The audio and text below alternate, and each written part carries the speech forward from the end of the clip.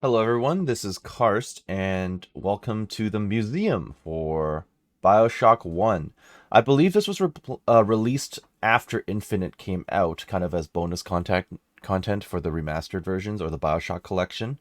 The director's commentary has them referencing like Infinite and such, so this was all introduced much later down the line. But I suppose I'll be reading what this entails. So, welcome to the Museum of Orphaned Concepts, a guided tour of ideas that Irrational Games discarded or reworked heavily during the making of the original Bioshock. Yeah, so this is all like cut content and stuff that kind of nearly made it into the game but then didn't.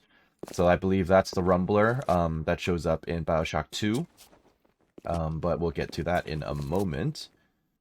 Here's some concept art. This is the forest concept art. Irrational's artists tried to envisage how an underwater city would actually function in this early conceptual art of Rapture. One idea imagined a thick forest for the purpose of oxygen exchange, seen here with an observation catwalk running around the edge. The concept of using trees for oxygen exchange made it into the final game in the Arcadia level. Yep. So concept art and everything as well. Ooh. Oh, that's unpleasant. That's the Gatherer. Okay. So, it may be hard to imagine that this creature, whose job it was to reclaim Adam from corpses around Rapture, was the earliest iteration of the idea behind the Little Sister. Since the Gatherer generated absolutely no sympathy from players, the team experimented with concepts for featuring a number of animals, including the infamous dog in a wheelchair. I wish I could see that, but I don't think it's in here. And later a grotesque miniature humanoid. Finally, a concept sketch of a deformed child inspired the Eureka moment responsible for the Little Sisters. So yeah, I guess this went far enough into the process that they were able to make models, um, and like even like a dead one and everything like that. So yeah, they cut that pretty late in the game, but or maybe not late, but they cut that at some point. It's a good idea they did too. Focus testing. It does work every now and then. Concept art of the Rumbler. I'm gonna keep calling it the Rumbler. I don't think it was called that back in the day. Slow Pro Fum. Irrational's internal name for this prototype Big Daddy variant, who mauled players with an enormous hook and fired iron bearings from a barrel, stood for Slow Projectile / Screwed Up Melee. He survived long enough to become a fully functional AI, but the team eventually cut him to focus on polishing the other Big Daddy types. This model later appeared in Bioshock 2 as a Rumbler, throwing miniature turrets instead of cannonballs. Correct? Oh, this is an interesting concept. This must be like an early bouncer. Yeah. This original model for the bouncer type of Big Daddy featured a flat-headed drill at the end of each arm. The Big Daddies were envisioned as the builders of Rapture, with weapons modified from tools they would have used in its construction. When the Gatherers were reimagined as Little Sisters, one of the bouncer's drills was changed to a gloved hand so that the two characters could interact with each other. Well, that's nice of them. It's good because it provides the a slight emotional value or influence to it. What the heck is this? Early Splicer concept art. These are some of the first concept sketches to show Bioshock's enemies moving in a more human-like direction. Artists coupled that approach with the idea that Adam deformed the body in a way that related to its intended function. For instance, a giant grotesque arm on a melee enemy. Yep, makes sense. Early Splicer concept art. These are some of the first concept sketches to show Bioshock's enemies moving in a more human-like direction. Okay, so this is the same thing, but this one's more ranged.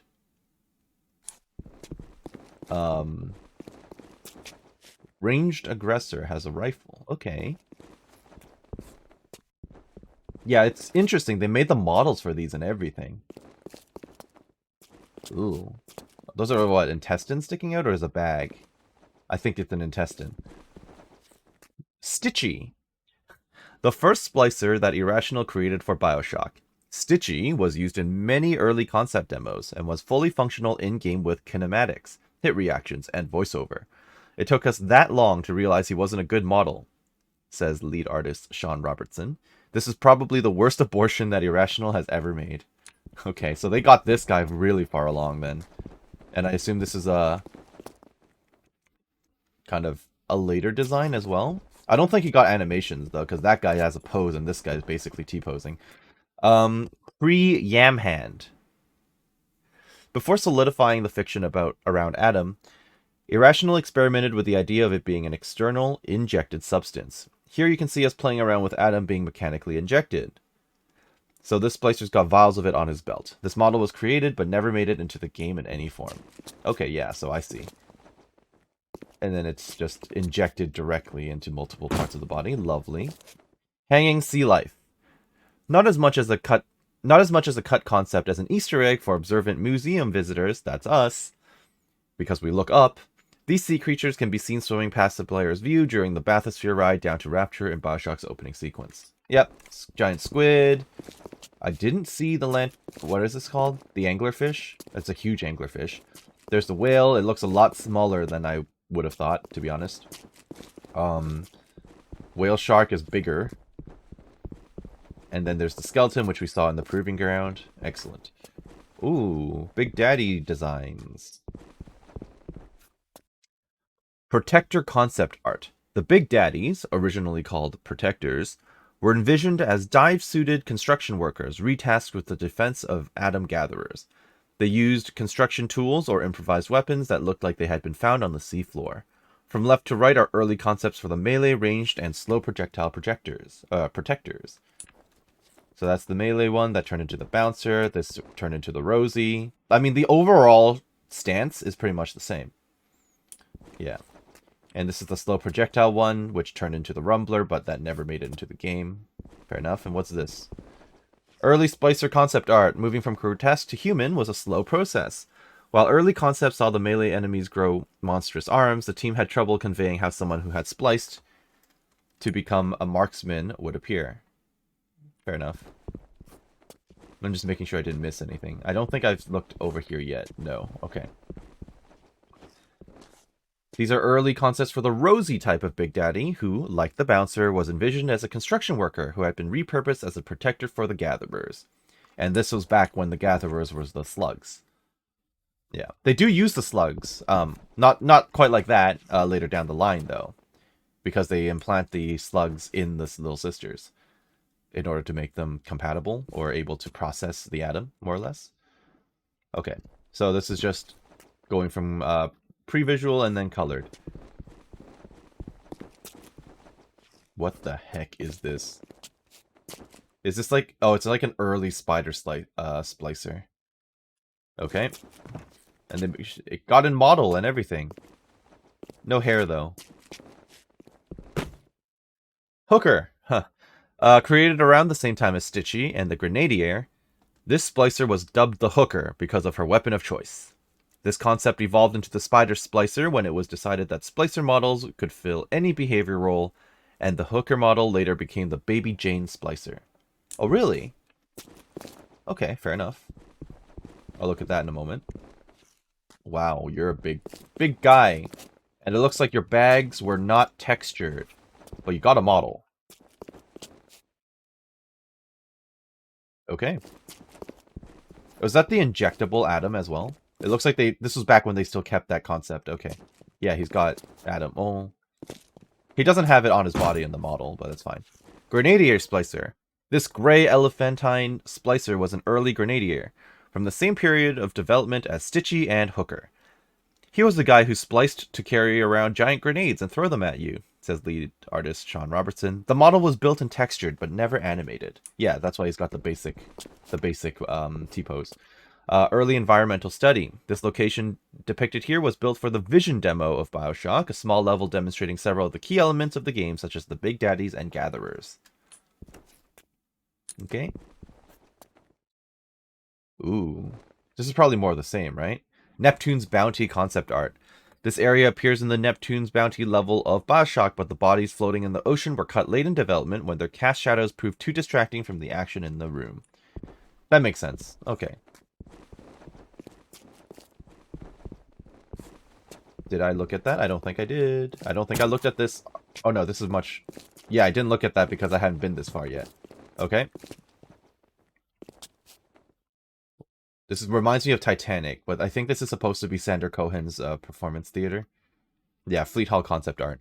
This early concept for Sander Cohen's Fleet Hall was created after level building had begun, when the designers found they were having difficulty conceptualizing the theater space. It was one of the earliest spaces built for Bioshock, and many of the assets used in this museum come from that area. Oh, really? Okay, so the assets from here come from the Fleet Hall. Got it. Makes sense. Like the balconies and the pillars and everything. Okay. Iconic Rapture concepts. This was the first image that really captured all the visual elements that made Bioshock Bioshock. A large view of the ocean, the aquatic lighting scene, and the elegant Art Deco design elements. Without this image, Bioshock would have been a radically different beast. Yeah, so this kind of set the tone for what they wanted to create. Nice. And is that like an early bathysphere or a train? Excellent. I'll look at that in a moment. Big Daddy concept art. This is an early concept depicting a Big Daddy bursting through a wall, which inspired the audio log in the Big Daddy training grounds area about a rogue Big Daddy. The player then encountered him at the end of the level. I don't think I found that audio log, unfortunately. But yes, we did run into him. Sub Bay concept art. This is a concept sketch depicting what would later become Submarine Bay, an area which housed an important scene for Atlas. Oh yes, okay. Yeah, so that's where the fake family died, I suppose. Yam hand. Well, yep, that does look like a yam. Okay, so it's more like an evolution from some of the earlier designs. Got it. You got a full model as well. And a belt. Okay, but looks like no animations either. This character, derisively called Yamhand around Irrational Games, was the poster child of the conceptual phase that preceded the decision to go with human enemies. I'd point out the drawings behind the model. You can see the top one got built, but the other two informed the design as well. As we trended more towards humanoids, the Scooby monsters got goofier and less scary, like Scooby-Doo monsters. Yeah, okay, yeah, that one up there is the one that they made the model for. I'll look at that in a moment. This is also a big guy. That just looks like a mummy. Oh, but they got the early design of the mask on, though. Yeah, so they were kind of trending towards what kind of showed up in the game in the end. I wish they would show, like, the actual models for all the characters that were in the game as well. I wish we could see, like, all the Splicer models standing still, all the bouncer, or all the Big Daddies, the Little Sisters, and everything as well. That would have been cool to have, like a developer room. This is kind of like a pseudo-developer room, but only for, like, the behind-the-scenes stuff that didn't make it in. Missing Link model. This character is essentially the missing link between the grotesque early designs and the human splicers that appeared in Bioshock. This is the last bad model we did before moving on to what actually went into the shipping the game. After playing with him a while, we just said, why don't we just use humans instead? I always thought of these as Scooby-Doo monsters because they were too inhuman to invoke empathy. True. Okay. Oh. Iconic Rapture concepts. This is one of several paintings that tried to portray the most important elements of Rapture at once. These images would help define the ruined underwater Art Deco aesthetic that the team was attempting to capture. Yep. Looks like the part in the middle there looks like the background of this piece of art, actually. Yeah. It's got the same statue and the train and everything. Got it. So this is all linked together. What the hell is this? Early creature concepts. These are some of the earliest pieces done for Bioshock, from back when Irrational was still working on SWAT 4. The only concrete ideas at that time were an undersea city and biological experimentation.